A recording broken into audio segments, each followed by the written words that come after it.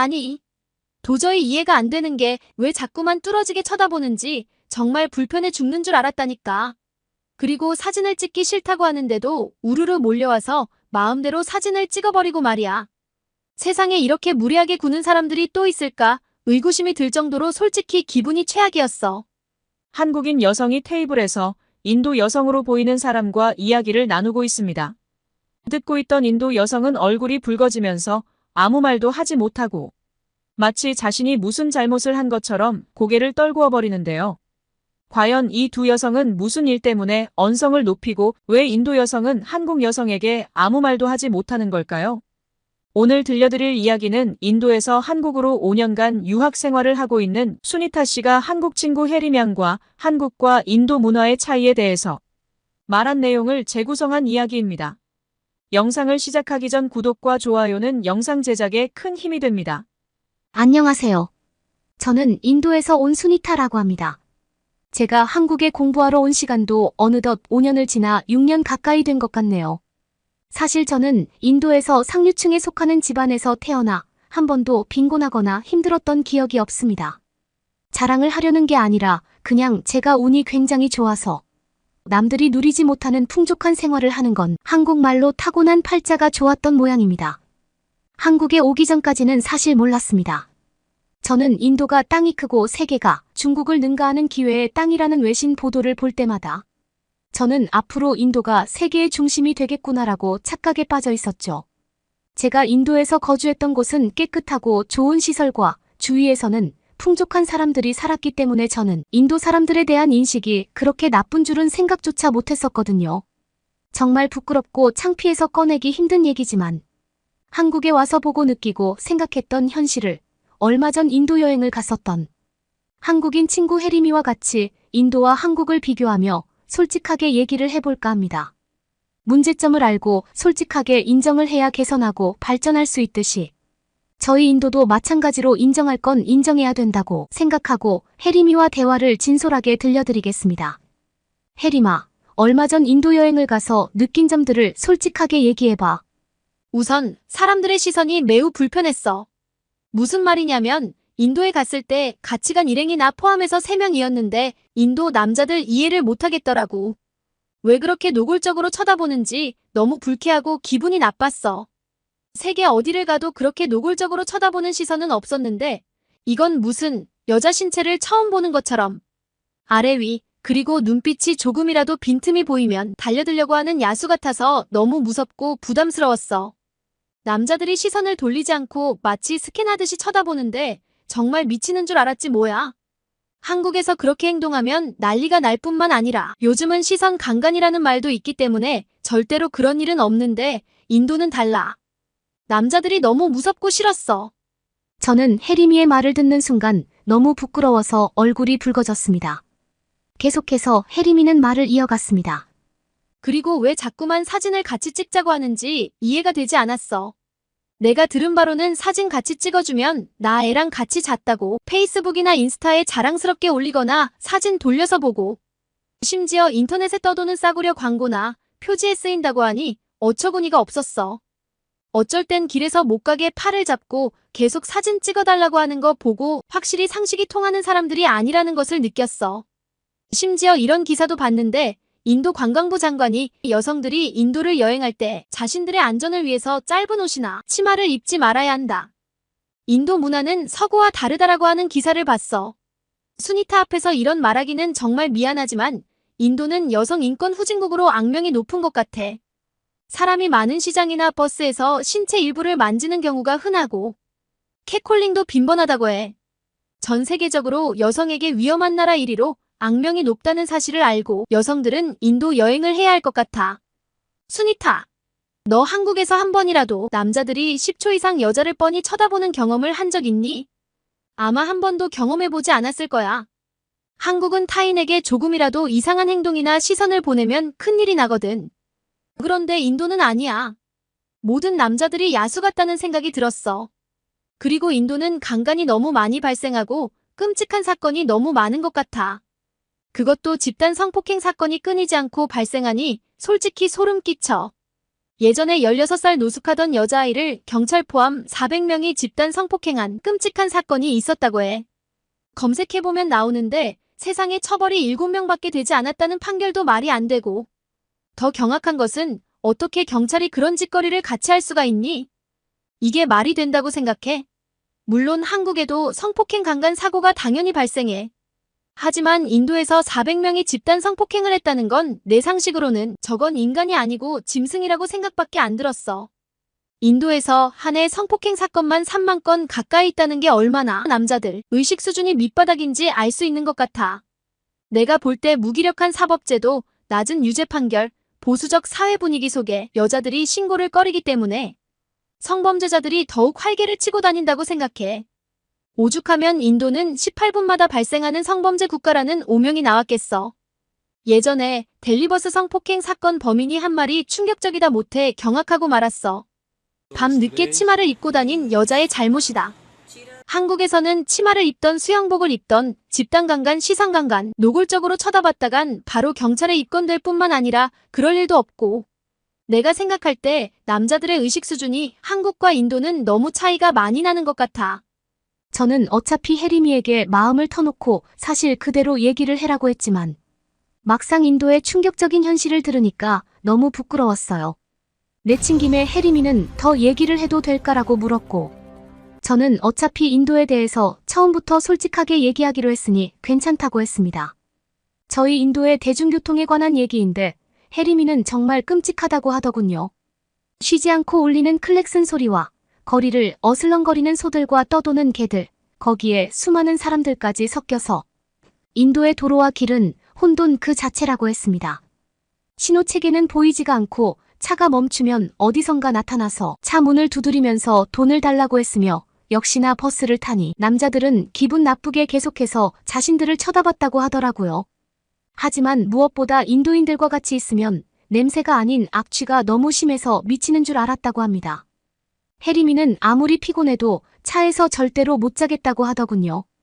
차 안에는 에어컨 시설도 없고 차량도 아주 구닥다리 버스인데다가 그런 버스로 도로 상태가 좋지 않은 곳에 덜컹거리며 끊임없이 울려대는 경적 소리에 도로가 온통 역주행까지 도저히 사고가 날까봐 겁이 나서 못 자겠다고 했습니다. 인도의 차들이 사이드 미러가 없는 이유는 여러 가지가 있겠지만 가장 결정적인 이유는 인도 도로 사정이 완전 엉망이기 때문이라고 합니다. 왼쪽 오른쪽 할 것 없이 부딪히고 깨지고 해서 금방 사이드 미러가 부서져 버린다고 하니 얼마나 교통질서 체계가 없는지 알 수 있었다 했죠. 그리고 혜림이는 무엇보다 길을 걷다 보면 곳곳에 온통 쓰레기며 동물들도 많이 돌아다니니까 분비물이 많아도 너무 많은 것 같다고 했습니다. 그 분비물이 쌓인 똥에서 냄새와 위생 상태가 엉망인 걸 사람들은 알면서도 아무렇지도 않게 다니는 걸 보며 대체 인도 사람들은 저런 현상을 보고도 왜 가만히 있을까? 아무리 소를 신성시한다고 해도 이건 아닌 것 같은데 그런 생각이 계속 머리를 맴돌았다고 합니다. 계속해서 혜림이는 인도 화장실에 대해서 얘기를 했는데 기본적으로 사람들이 에티켓이라는 게 있는데 인도는 그런 게 전혀 보이지가 않았다고 합니다. 지나가다 아무 곳에나 노상방뇨를 하고 저희가 지나가는데도 남자들은 바지를 내리고 오줌을 누는 모습에 너무 짜증이 났다고 합니다. 인도는 누구나 인정할 만한 낮은 위생관념을 가진 나라라고 생각을 하며 특히 화장실 문화 자체가 거의 없다는 것에 대해 불편해도 너무 불편하다 했습니다. 어떻게 소의 분비물은 신성시하면서 사람의 분비물은 불결한 생각을 하고 집안에 화장실을 짓지 않는다는 말에 어이가 너무 없었다고 했죠. 혜림이가 말하길 해변이나 강 쪽으로 가다 보니 사람들이 쪼그리고 앉아 배변을 하는 모습을 보고 만정이 다 떨어졌다고 했습니다. 저렇게 아무 곳이나 특히 물이 있는 곳으로 배변을 하면 결국 수질 오염이 엄청 심해서 환경 오염이 되는 것은 그냥 봐도 알겠는데 인도 사람들은 그냥 무덤덤하게 아무렇지 않게 배변을 하며 환경 오염 같은 것은 전혀 신경을 쓰지 않았고 이렇게 배변을 해도 된다는 당연한 생각들을 하는 것 같아서 한국과 인도의 문화 차이는 절대로 극복 못하겠다고 했습니다. 혜림이가 더욱 짜증났던 일은 친구들과 해변을 걷고 싶어서 모래사장으로 가니까 진짜 거짓말 안 보태고 온통 똥밭이었다고 하더라고요. 똥을 피해 다녔고 신발에 자꾸만 묻어서 너무 짜증나고 불결했는데 그 와중에 인도 젊은 남자들은 뒤에서 웃으며 따라오면서 계속 말을 걸으니 스트레스가 매우 심했다고 했습니다. 혜림이는 저보고 한국에 와서 혹시 사람들이 아무 곳에나 노상방뇨하는 걸 본 적 있어? 라고 물으니 저는 아무 말도 못했습니다. 왜냐하면 한국의 화장실 문화는 세계가 인정하듯이 깨끗하고 관리가 잘 되며 지금까지 불결한 화장실은 6년 가까이 있으면서 한 번도 본 적이 없었거든요. 인도 화장실을 검색하면 매일 인도 길거리에서 나오는 배변이 자그마치 6만 5천 킬로라고 하는데 도저히 상상도 되지 않았고 이 배변으로 인해 인도 전역에 온갖 전염병이 돌고 있는 것도 문제라고 인도 사람이 얘기를 해줬습니다. 더군다나 변을 보고 왼손으로 닦고 물로 씻고 그 손으로 음식을 만든다고 생각하니 혜림이는 길거리 음식을 절대 사 먹지 않았다고 합니다. 위생적으로 너무 더러워서 어떤 음식이라도 먹고 싶은 생각이 1도 없었다고 합니다. 이처럼 노상 배변이 일상인 인도인들에게 한국에 와서 화장실의 청결도를 보고 나서는 가히 충격이었다고 말을 들었습니다. 인도에 있는 제 친구도 한국 공중 화장실은 정말 깨끗하고 인테리어가 잘 되어 있었으며 24시간 물이 나오고 전기가 들어오는 시스템에 매우 놀랐다고 합니다. 인도에서는 큰 도시의 고급 레스토랑에서만 가끔 좋은 화장실을 발견할 수 있고 보통은 깨끗한 화장실을 찾아보기가 힘들거든요. 한국 화장실은 청결뿐만 아니라 칸마다 환풍기가 설치되어 악취 자체가 없고 심지어 은은한 향기까지 나와서 처음에 많이 놀랐습니다. 또 화장실 청결 상태를 유지하기 위해 위생 상태, 비누, 티슈의 유무를 기록하는 청소 체크리스트를 보고 저는 매우 감탄을 했죠. 몸이 불편한 장애인 임산부 어린아이를 위한 화장실 칸이 따로 있었고 노약자를 위한 미끄럼 방지 타일, 안전 손잡이, 여자 화장실은 비상벨, 베이비 시트 등 육아를 위한 시설도 갖춰져 있고 무엇보다 불쾌한 냄새 자체가 없어서 신기했습니다. 인도에서는 화장실 자체도 거의 없지만 그나마 있는 곳은 악취와 담배 냄새가 진동을 합니다. 한국에서는 화장실에 금연이 돼 있어서 혹시 흡연을 하게 되면 경고음이 울립니다. 한국 사람들은 공중도덕과 기본 매너를 지키는 시민의식이 매우 높지만 인도는 다른 사람을 배려하거나 깨끗해야 한다는 생각 자체를 하지를 않죠. 혜림이와 친구들은 이런 인도의 비위생적인 모습들을 실제로 보고 아무리 배가 고프고 목이 말라도 이름 없는 식당이나 길거리 음식은 절대로 사 먹지 않았다고 합니다. 솔직하게 너무 찝찝하고 지저분하게 보여서 먹기 싫었다고 하는 말에 저는 부끄러워 얼굴이 다 화끈거렸습니다. 나이 조국 인도가 왜 이렇게 의식 수준과 시스템이 엉망인지 화가 나기도 했고요. 혜림이는 할 말이 너무 많았지만 끝이 보이지가 않을 것 같아서 마지막으로 한마디만 더 하겠다고 했습니다. 인도에서 신분제도가 철폐되었다고 했지만 자신이 볼 때 여전히 악습이 존재하는 게 보였다고 합니다. 사실 저도 이 부분은 인정합니다. 아직까지 인도는 태어날 때부터 사람의 등급이 가려지게 되죠. 정말 어이없지만 말이에요. 스마트 시대가 오고 첨단 문화와 기술이 융합되는 시대에 무슨 신분제냐라고 말할 수 있으나 인도에서 신분제는 공공연한 사실입니다. 그래서 다른 나라 사람들이 이런 말도 안 되는 카스트 제도가 없어져야 된다고 말해도 전혀 고쳐지지가 않고 기득권의 사람들이 더욱더 악습을 지켜 자신들의 이익을 채우려고 하는 건 사실입니다.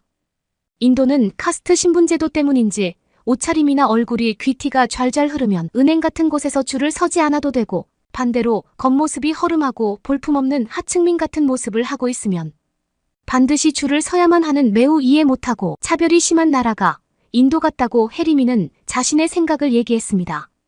그리고 인도에서 가장 천한 계급인 불가촉 천민에 속하면 이게 사람이 아니라고 했습니다.